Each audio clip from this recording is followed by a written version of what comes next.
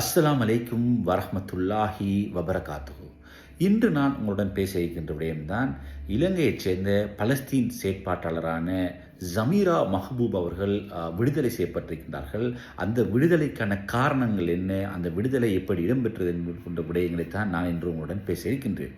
அதாவது என்ன விடயம் என்று சொன்னால், உங்களுக்கு தெரிந்த விடயம் தான், இலங்கையைச் சேர்ந்த பலஸ்தீன் செயற்பாட்டாளரான ஜமீரா மஹ்பூப் அவர்கள் கடந்த சில தினங்களுக்கு முன்னர் இஸ்ரேலிய படையினரால், அதாவது இராணுவத்தினரால் சட்டவிரோதமாக சர்வதேச கடற்பரப்பில் கைது செய்யப்பட்டது யாவரும் அறிந்த விடயம். இது ஒரு மிகவும் கவலையான சம்பவம். அதாவது உங்களுக்கு தெரிந்த விடயம் தான், காசா பிரதேசத்தில் மேற்கொள்ளப்பட்ட இஸ்ரேலின் அடாவடித்தனங்கள், கொடூர யுத்தம், இனப்படுகொலைக்கு எதிராக கண்டித்து உலக நாடுகளிலிருந்து பல்வேறு மக்கள், பல நாடுகளைச் சேர்ந்த பலஸ்தீன் ஆதரவாளர்கள் மனிதாபிமான அடிப்படையில் காசாவிற்கான பொருட்களை கடல் வழியாக கொண்டு சென்றார்கள். அந்த அடிப்படையில் தான் கடந்த சில வாரங்களுக்கு முற்பாடு இந்த இலங்கையைச் சேர்ந்த பலஸ்தீன் செயற்பாட்டாளரான ஜமீரா மஹ்பூப் உள்ளிட்ட ஒரு 400க்கும் மேற்பட்ட, சுமார் 450 பேர் சொல்லப்படுகின்றவர்கள் பல படகுகள் மூலமாக, சுமார் 50க்கும் மேற்பட்ட படகுகள் மூலமாக காசா நோக்கி பயணித்தார்கள். இவர்கள் துருக்கியில் இருந்து தான் காசா நோக்கி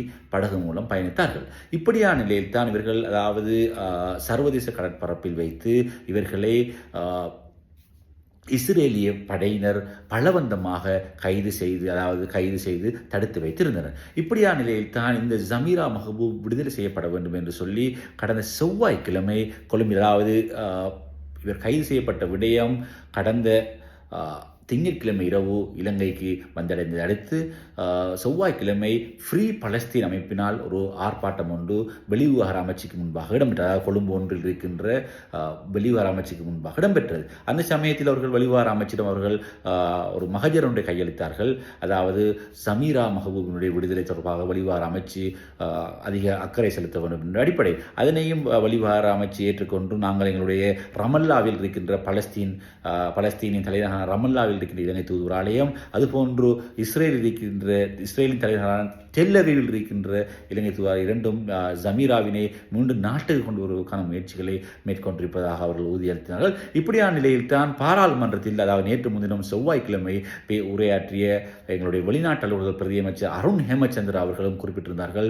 அதாவது இலங்கை பிரஜைக்கு எந்தவித ஆபத்தும் இல்லாமல் நாங்கள் மீட்டெடுப்பதற்கான நடவடிக்கை எடுப்போம் என்று உறுதியளித்திருந்தார்.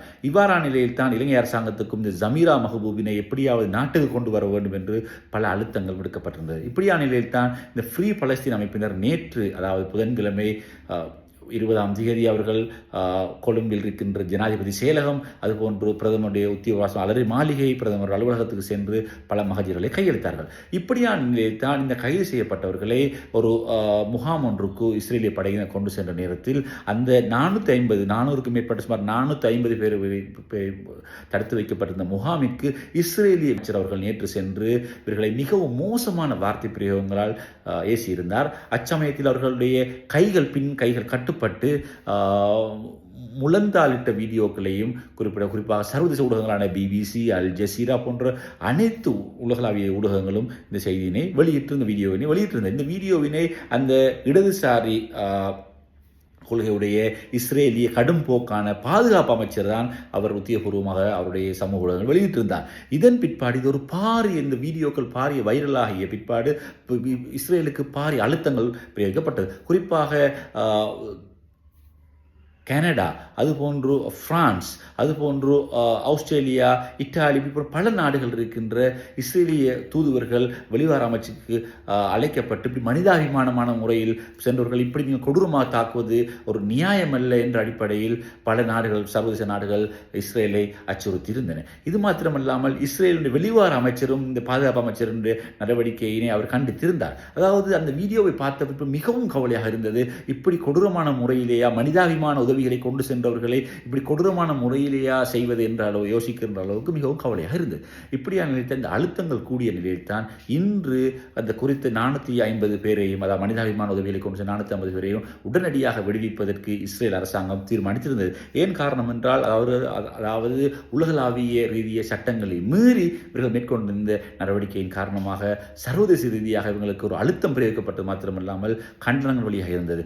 ஏன் குறிப்பாக இலங்கையினுடைய வெளிவார அமைச்சின் கூட இன்று மாலை இந்த மோசமான செயலை கண்டித்து ஆழ்ந்த கவலை வெளியிட்டு ஒரு ஊடக அறிக்கை ஒன்றினை வெளியிட்டிருந்து யாவரும் மறந்து விடும். அது மாத்திரமல்லாமல் இந்த இலங்கை பிரஜையான ஜமீராவை நாட்டுக்கு கொண்டு வருவதற்கு தேவையான அனைத்து நடவடிக்கைகளை நாங்கள் முன்னெடுத்து வருகின்றோம் என்ற உறுதிமொழியினையும் வெளிவார அமைச்சு வழங்கியிருந்தது. இப்படியான நிலையில் தான் இன்று மாலை ஒரு 6 மணி அளவில் கிடைக்கப்பட்ட செய்தி, அதாவது எங்களுடைய ரமல்லாவில் இருக்கின்ற, அதாவது பலஸ்தீனுடைய தலைநகர் ரமல்லாவில் இருக்கின்ற இலங்கை பிரதிநிதி, அதாவது Sri Lankan representative to Palestine Fauzer அவர்கள் ஒரு தகவலை உத்தியோகபூர்வமாக அறிவித்திருந்தார். அதாவது ஜமீரா அவர்கள் இஸ்ரேலினுடைய விமான நிலையத்திலிருந்து துருக்கியினுடைய இஸ்தான்புல் விமான நிலையத்தை நோக்கி டர்க்கிஷ் ஏர்லைன்ஸில் தற்போது பயணிப்பதாகவும், இன்று இரவு இலங்கை நேரப்படி 8:30 மணி அளவில் அவர் இஸ்தான்புல் நகரத்தை வந்தடைவார் என்ற விடயமும் அவர் வழங்கியிருந்தார். இந்த விடயத்தினை எங்களுடைய பிரதி அமைச்சர் அருண் ஹேமச்சந்திர அவர்களும் உறுதிப்படுத்தினார்கள். குறிப்பாக இந்த ஜமீராவை மீட்க வேண்டும் என்ற அடிப்படையில்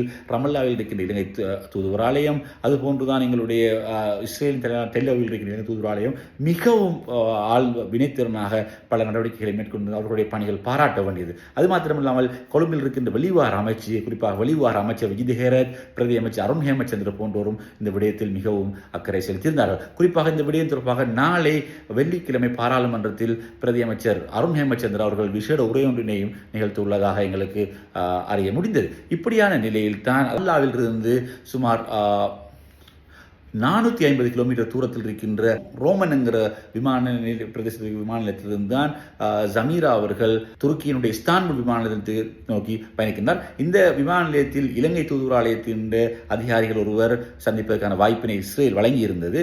அவர் ஜமீராவை சந்தித்து உங்களுடைய உடல் நலம் எப்படி என்று கேட்டு சந்தித்ததில் நான் நலமாக இருக்கின்றேன் என்று பதிலை வழங்கியதாக எங்களுக்கு பலஸ்தீன் இருக்கின்ற ரமல்லாவில் இருக்கின்ற எங்களுடைய தூதுவர் இலங்கைக்கான பிரதிநிதியாக தூதுவர் அந்தஸ்துடைய இலங்கை பிரதிநிதியாக இருக்கின்ற ஃபவுசர் அவர்கள் உறுதிப்படுத்தினார்கள். இப்படியான நிலையில் தான் இன்று வந்தடைய இருக்கின்ற, அதாவது துருக்கியின் இஸ்தான்புல் நகரை வந்தடைய இருக்கின்ற எங்களுடைய ஜமீரா அங்கிருந்து கொழும்பு கலைத்தவருக்கான ஏற்பாடுகளையும் வெளிவார அமைச்சு மேற்கொண்டிருப்பதாக தகவல்கள் தெரிவிக்கின்றன. எப்படியோ இந்த சர்வதேச ரீதியாக வழங்கப்பட்ட அழுத்தத்தின் காரணமாகத்தான் சமீரா உட்பட இந்த இலங்கையிலிருந்து உலகளாவிய ரீதியிலிருந்து சென்ற பலஸ்தீன் செயற்பாட்டாளர்கள், பலஸ்தீன் ஆதரவாளர்களே எங்களுடைய இஸ்ரேல் கொடூர ஆட்சியாளர்கள் இஸ்ரேல் விடுதலை செய்திருப்பது என்பது யாவரும் அறிந்த உண்மை. ஏனால் மிகவும் கவலையான விடயம், அதாவது மனிதாபிமான உதவிகளை எடுத்து சென்றவர்கள் ஏன் இவர்கள் கடத்த வேண்டும், ஏன் இவர்கள் கைது செய்ய வேண்டும், அதுவும் குறிப்பாக இஸ்ரேலுடைய எல்லையில் அல்லாமல் சர்வதேச கடற்பரப்பில் வைத்து கைது செய்ய காரணம் என்ன என்பதுதான் இன்று ஒரு கேள்விக்கு. அது மாத்திரமல்லாமல் மனிதாபிமான உதவிகளை கொண்டு சென்றவர்களை இப்படியா துன்புறுத்துவது, அதாவது இஸ்ரேல் இப்படித்தான் பலஸ்தீன மக்கள் எவ்வளவு காலமாக அட்டூழியம் செய்திருக்கார் என்பதும் இந்த வீடியோக்களுக்காக மிகவும் தெளிவாக விளங்குகிற விஷயம். இந்த அடிப்படையில் இந்த இஸ்ரேலுடைய செயற்பாட்டினை உலகளாவிய ரீதியில் நாடுகள் போன்று இலங்கை உட்பட அனைத்து நாடுகளும் கண்டித்தது பாராட்டத்தக்கது. அந்த கண்டனத்தின் காரணமாகத்தான் இன்று ஜமீரா உள்ளிட்ட மனிதாபிமான உதவிகளை மேற்கொண்டவர்கள் விடுதலை செய்யப்பட்டிருக்கிறார்கள். எல்லாம் வல்ல இறைவன் அனைவருடைய பணியை பொருந்திக் கொள்ள வேண்டும் என்ற நேரத்தில் நாம் அனைவரும் பிரார்த்திப்போம்.